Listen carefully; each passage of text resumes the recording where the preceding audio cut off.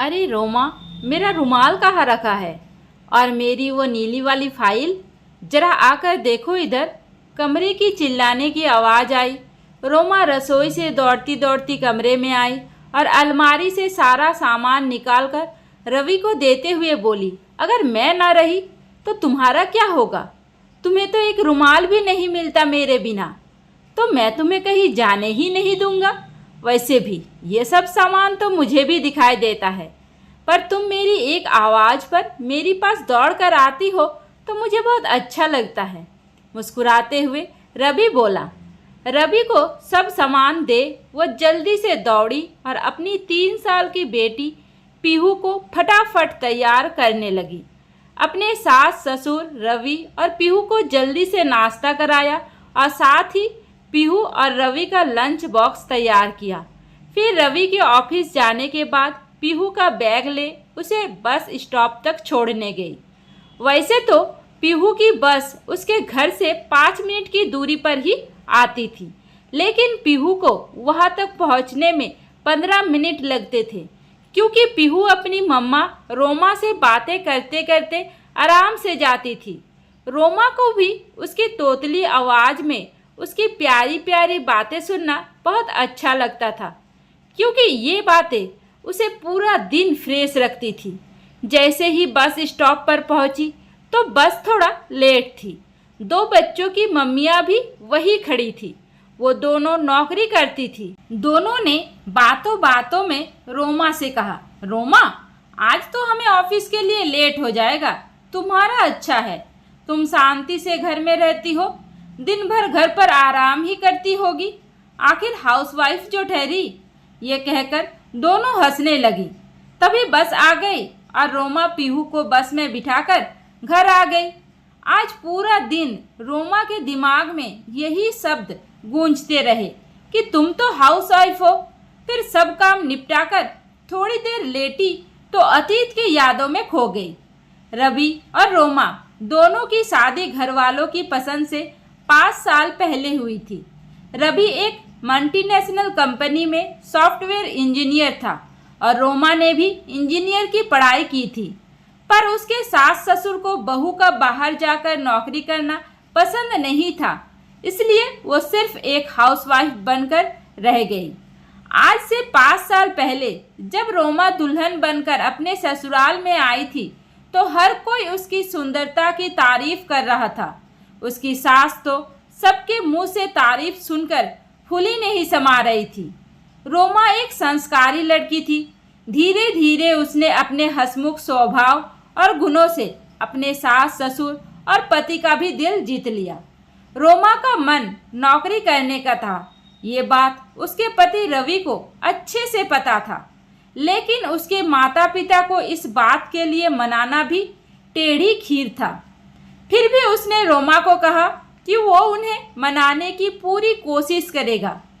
जब रवि ने बार बार अपने माता पिता को मनाया तो उन्होंने अपनी बहू की खुशी के लिए उसे नौकरी करने की इजाज़त दे दी, क्योंकि रोमा को उसके सास ससुर अपनी बेटी की तरह प्यार करते थे और उसे खुश देखना चाहते थे। मेरे ऑफिस में किसी फीमेल कैंडिडेट की ज़रूरत है, तुम चाहो तो अप्लाई कर सकती हो, दोनों का ऑफिस में भी साथ हो जाएगा। रवि ने रोमा से कहा। रोमा झट से तैयार हो गई, क्योंकि इससे सुनहरा अवसर उसे कहाँ मिलने वाला था। जिस दिन रोमा इंटरव्यू के लिए घर से निकलने वाली थी कि उसे चक्कर आ गए और वो गिर पड़ी। उसके ससुर ने तुरंत डॉक्टर को फ़ोन करके बुलाया तो पता चला कि वो माँ बनने वाली हैं। ये सुनकर सब लोग बहुत खुश हो गए और रोमा ने भी निर्णय लिया कि वो अभी नौकरी नहीं करेगी, क्योंकि अभी वो ये प्रेगनेंसी के पल जीना चाहती है। सब ने उसकी बात से सहमति जताई।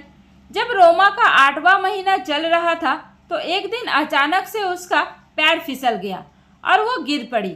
उसे तुरंत ही हॉस्पिटल ले जाया गया। तभी डॉक्टर ने कहा कि डिलीवरी अभी करानी होगी, नहीं तो बच्चे को बचाना मुश्किल होगा। रोमा तैयार थी, क्योंकि उस समय उसे सिर्फ अपना बच्चा चाहिए था, किसी भी कीमत पर। फिर ऑपरेशन हुआ और नन्ही सी पीहू रोमा की गोद में आ गई।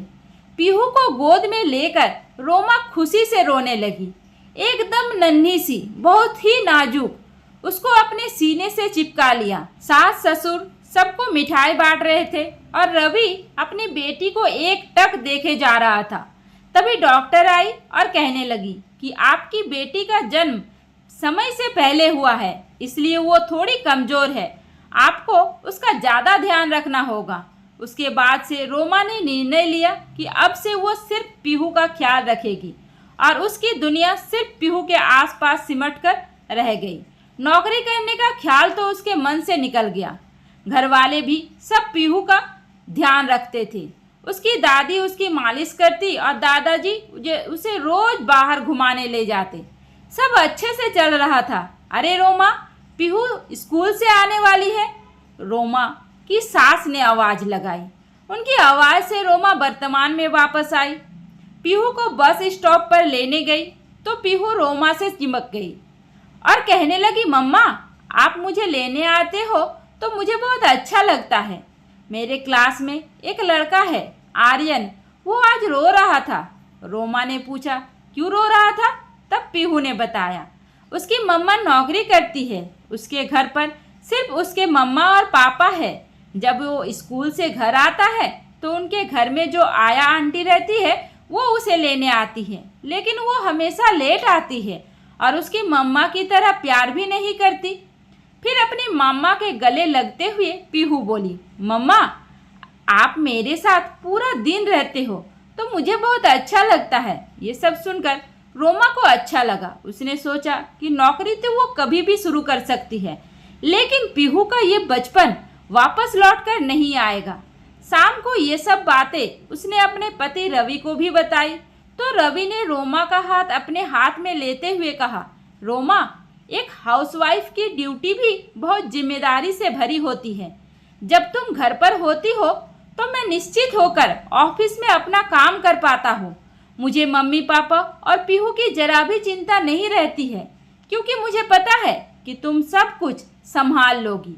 तभी कमरे में अंदर आती हुई सासू माँ कहने लगी, बहू भले ही तुम बाहर नौकरी नहीं कर रही हो, पर इतना पैसा तुम घर पर ही रहकर बचा लेती हो। घर का सारा काम तुम खुद से करती हो, मेड भी नहीं लगाई।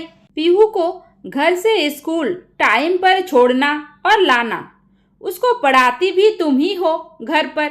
ये सब करना इतना आसान भी नहीं है। तुम तो इस परिवार की धूरी हो। तुमने पीहू की वजह से नौकरी न करने का फैसला लिया था, लेकिन अब पीहू स्कूल जाने लगी है और अगर तुम चाहो तो नौकरी कर सकती हो। पीहू का ख्याल मैं रख लूँगी।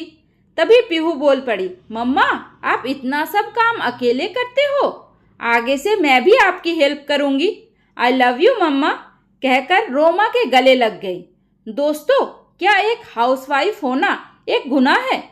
पढ़ी लिखी कई औरतें किसी न किसी वजह से बाहर जाकर नौकरी नहीं कर पाती, तो क्या उनकी अहमियत जो नौकरी पेशा है उनसे कम हो जाती है?